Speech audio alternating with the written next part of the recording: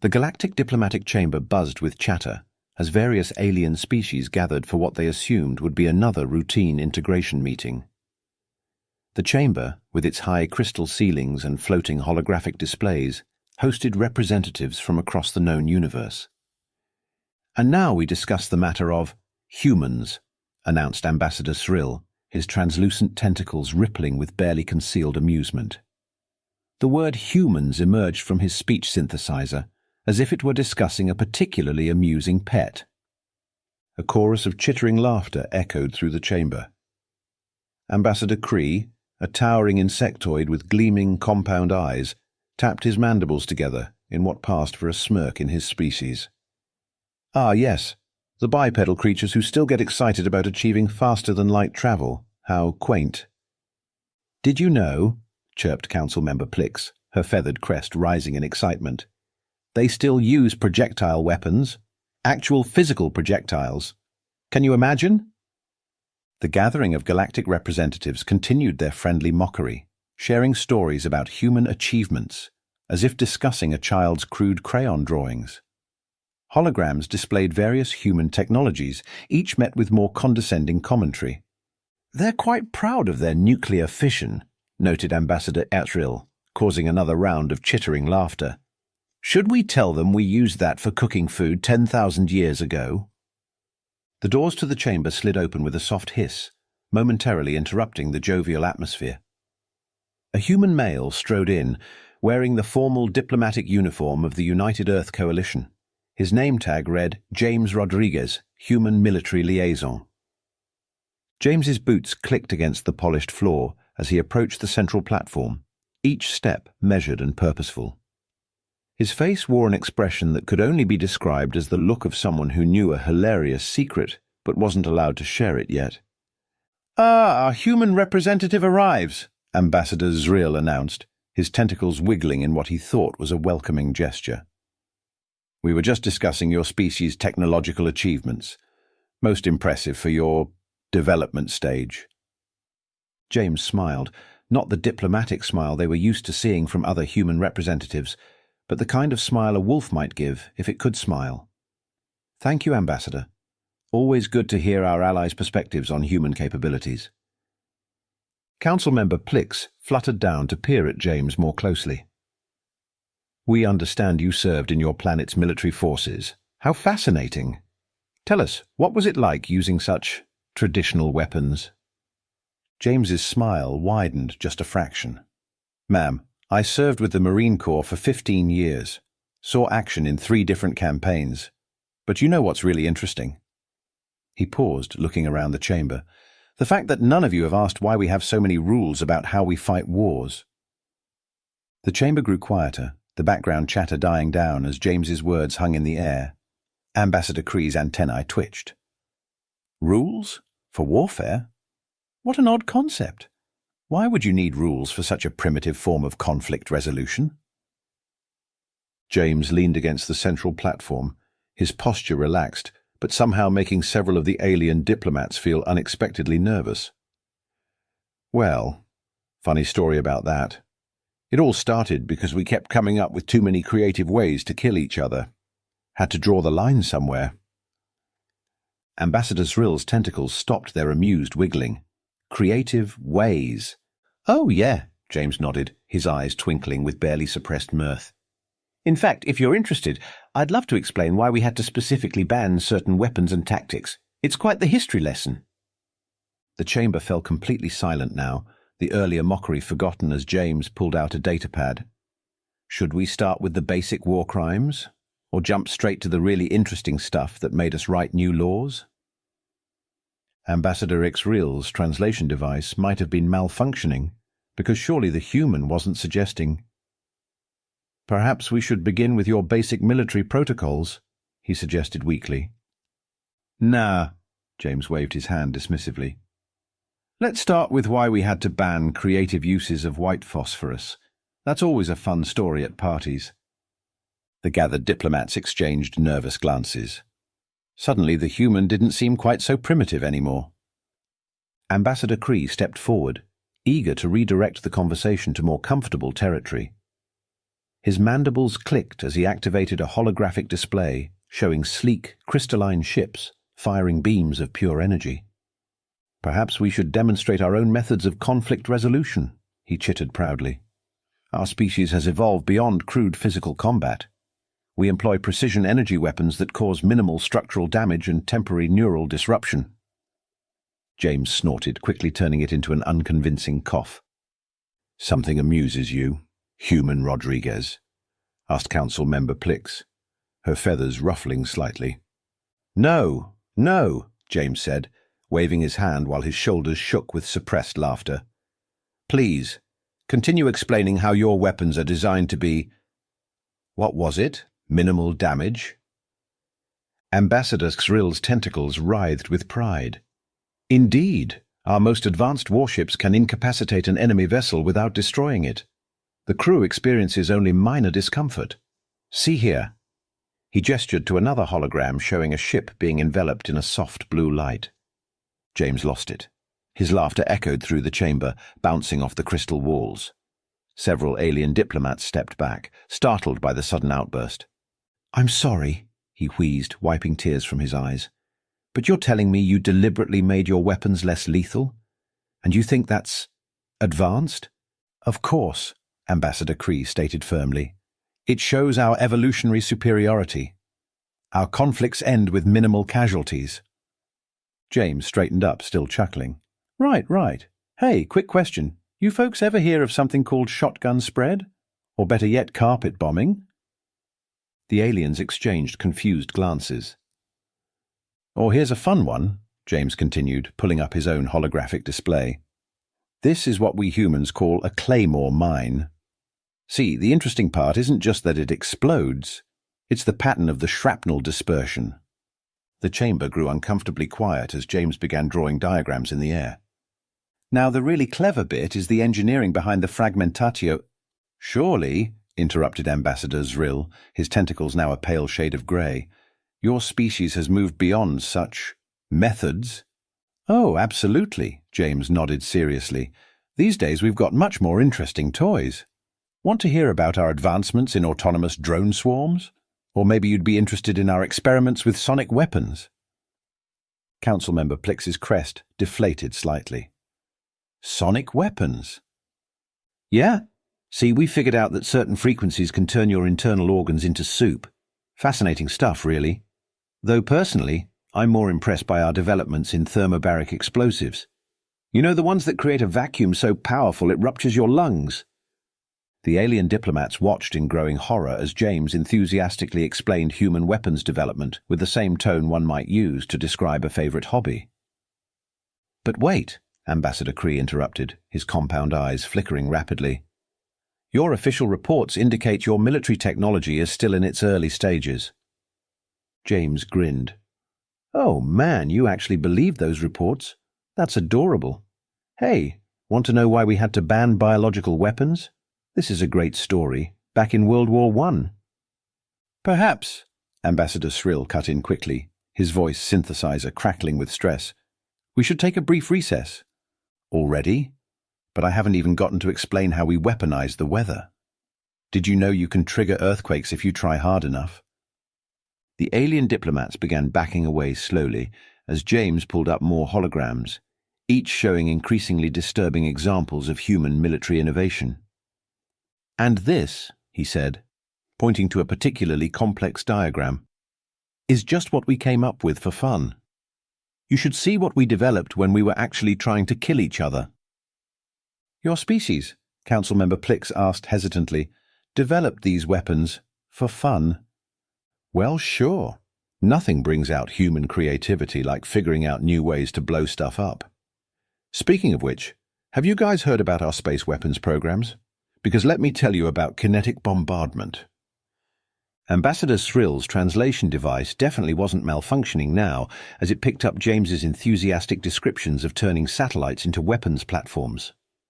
But your species claims to be peaceful," protested Ambassador Kree. James's grin turned predatory. "Oh, we are peaceful. Very peaceful.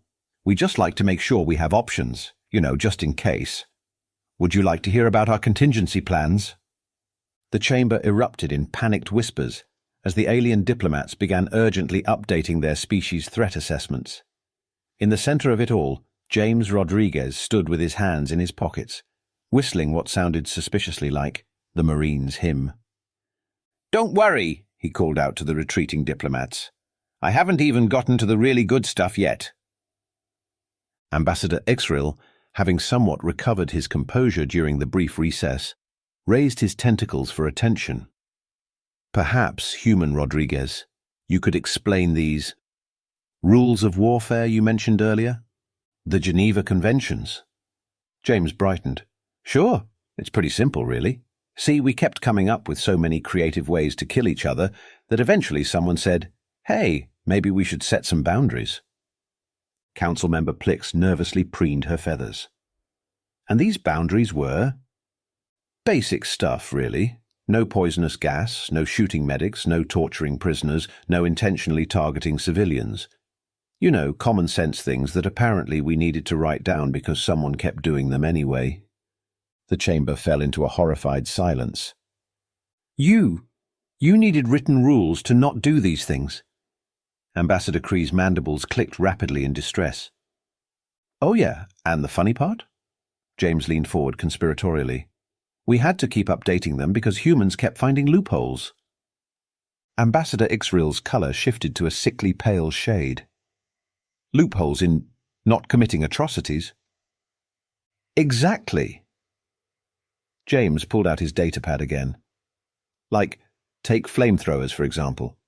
We couldn't technically ban them completely because they were legitimate weapons of war, but we had to make very specific rules about not using them against civilians because, well, you can probably guess why."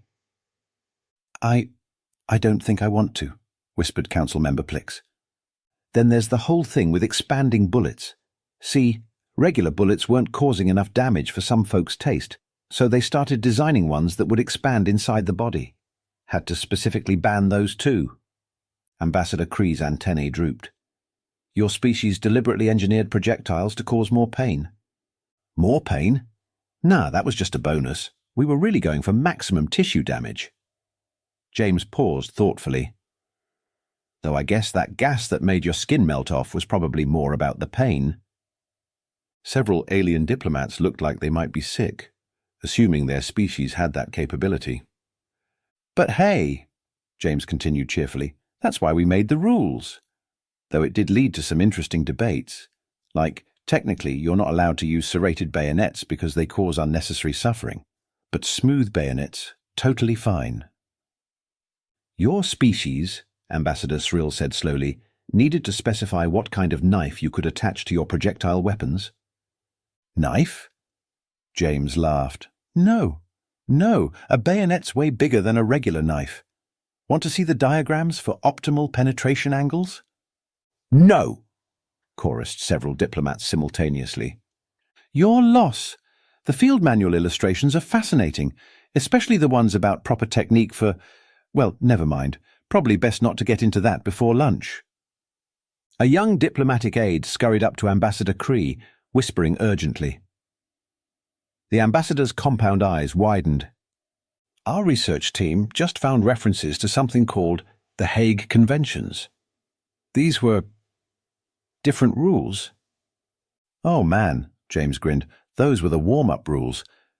See, before we got to Geneva, we had to establish basic stuff like not using poison weapons, not shooting surrendering soldiers, not bombing undefended towns. You know, the really obvious things that apparently weren't obvious enough." The aide fainted.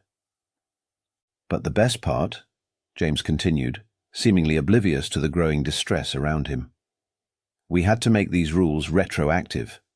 Because every time there was a war, someone would come up with some new horrific thing, and everyone would go, wow, we should probably ban that for next time." "Next time?"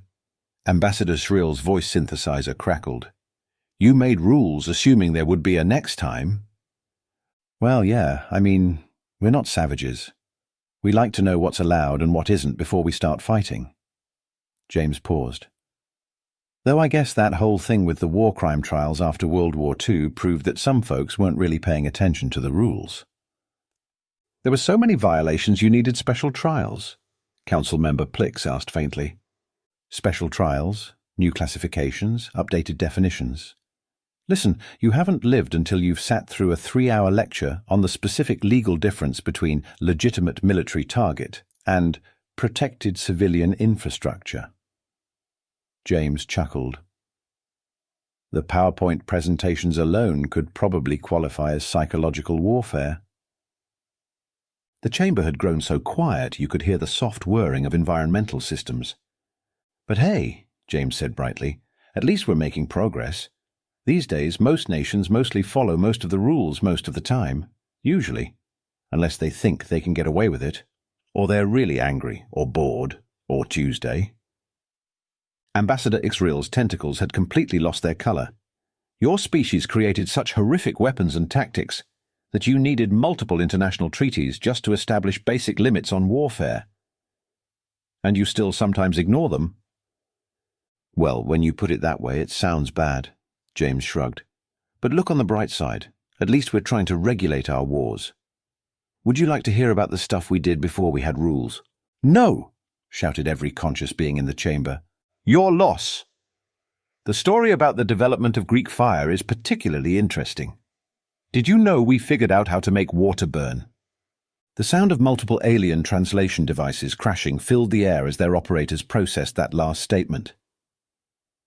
Look, Ambassador Srill said, desperately trying to regain control of the situation. Perhaps we should focus on your current military capabilities. Surely your modern methods are more restrained? James scratched his chin thoughtfully. Well, just last week, our weapons R&D department accidentally created a new type of explosive while trying to develop better coffee creamer. Coffee? Creamer? Councilmember Plix asked weakly. Yeah. Turns out the chemical composition was surprisingly similar to… You know what? Never mind. The point is, we're pretty good at finding military applications for everyday things. Give a human soldier some duct tape and a paperclip, and they'll build you a weapon of mass destruction. Ambassador Kree's mandibles clattered nervously. Surely you're exaggerating. Am I, though? James pulled up another hologram. This is what we call a potato gun. Completely harmless hobby project, right? Now, let me show you what happens when you modify it slightly. The resulting demonstration caused 3 more diplomatic aides to faint.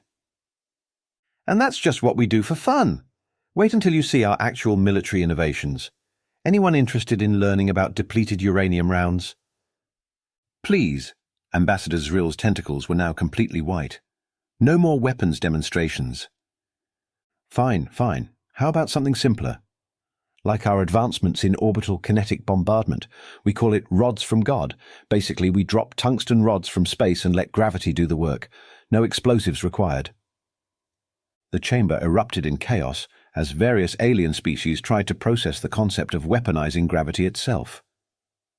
The best part, James continued, seemingly oblivious to the panic, is that technically it doesn't violate any space weapons treaties, because apparently nobody thought to ban dropping metal sticks from orbit. A frantic diplomatic aide rushed in with a data tablet. Ambassador Xrill! Our analysts just finished processing their report on human weapon development patterns. And? Xrill asked, dreading the answer. They say humans have weaponized nearly every scientific discovery they've ever made. Even their medical advancements have military applications. James nodded enthusiastically. Oh yeah, you should see what our pharmaceutical companies can do when they put their minds to it. Did you know we originally developed superglue for closing battlefield wounds? The aide made a strangled noise and ran from the chamber. But my personal favorite, James said, warming to his subject, is how we figured out you could use weather satellites for targeting systems. Talk about dual-use technology. Ambassador Kree's compound eyes started rapidly changing colors. Your species weaponized weather monitoring equipment. Well, yeah. We pretty much weaponize everything eventually. It's kind of our thing. Give us any new technology, and within a week, someone will figure out how to make it explode. Councilmember Plix's feathers were now completely flat against her body. Even peaceful technologies? Especially peaceful technologies. Those are the best ones to weaponize because nobody expects it. Like that time we figured out you could use commercial GPS systems to guide missiles. The chamber's emergency alert system suddenly blared to life as multiple species simultaneously upgraded humanity's threat assessment level. "Oh, come on," James protested over the noise. "I haven't even gotten to the really creative stuff yet. Want to hear about our experiments with antimatter?" "Antimatter?" shrieked several diplomats in unison. "Just small amounts, barely enough to level a continent." James paused. "That was a joke, by the way. Antimatter weapons are still theoretical. Mostly. Probably. We think—" Ambassador Cyril's translation device gave up entirely and started emitting a high-pitched whine. "Though if you really want to be impressed," James added helpfully, "you should see what we can do with a microwave and some common household chemicals." "Please stop," Ambassador Cree finally shouted, his professional demeanor cracking completely. "What? I'm just trying to be thorough in explaining our capabilities. Hey, did I mention we once accidentally weaponized silly string? That was a fun day at the lab." The chamber's emergency evacuation protocols activated as the alien diplomats finally reached their breaking point. As sirens wailed and emergency lights flashed, James stood in the center of the chaos, hands in his pockets, whistling cheerfully. "Was it something I said?" he called out to the retreating forms. "I haven't even shown you guys our PowerPoint presentations yet." The sound of running feet and panicked alien screaming was his only answer. 3 days after what was now being called the Rodriguez incident, the Galactic Council convened an emergency session to update humanity's classification in their species database. Ambassador Cyril, still looking slightly pale, stood before the assembled representatives. "Based on recent revelations, we propose the following changes to humanity's threat assessment." He activated a holographic display showing the new classification. "Humanity, classification, oh no. Threat level, yes. Diplomatic advisory, just agree with whatever they want. Special notes, they weaponized coffee creamer. Additional warning, species appears to view the laws of physics as polite suggestions rather than actual laws."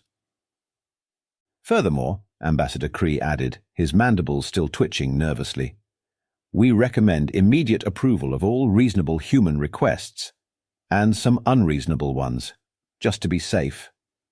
Council member Plix, whose feathers had yet to fully refluff, raised a wing. "What about Rodriguez?" "Ah, yes," Ambassador Cyril said, checking his notes. "Following the incident, the Human Diplomatic Corps has promoted him to Chief Liaison Officer. Apparently they were impressed by his honest and open communication style." A collective shudder ran through the chamber. "On the bright side," Ambassador Cree offered, "at least now we know why humans kept insisting on including that 'please don't blow up our planet' clause in all their treaties." "Yes," Cyril agreed, "though I'm more concerned about their request to add a no-backseas addendum to the non-proliferation agreement." The chamber doors slid open, and James Rodriguez strode in, now wearing a shiny new diplomatic badge. "Hey, everyone," he called out cheerfully. "Just wanted to let you know I've prepared a comprehensive presentation on human industrial capabilities. Anyone interested in learning how we turned a soft drink factory into a munitions plant in under 48 hours? The chamber emptied in record time. James stood alone in the center of the room, grinning. He pulled out his communicator and dialed Earth. "Mission accomplished, General. They've upgraded our classification from mostly harmless to oh God please no. Also, they've approved our request for unrestricted access to their trade routes." He paused, listening. "No, sir, I didn't have to show them the folder marked actual weapons. The coffee creamer story was enough." Another pause. "Yes, sir, I'll make sure to mention the Spork incident at next week's meeting. Rodriguez out." As he walked out of the chamber, James started whistling again, this time, "When Johnny Comes Marching Home." Behind him, the holographic display still flickered. "Emergency protocol update. In the event of human conflict, hide and hope they don't notice you. P.S. Do not ask about the Spork incident."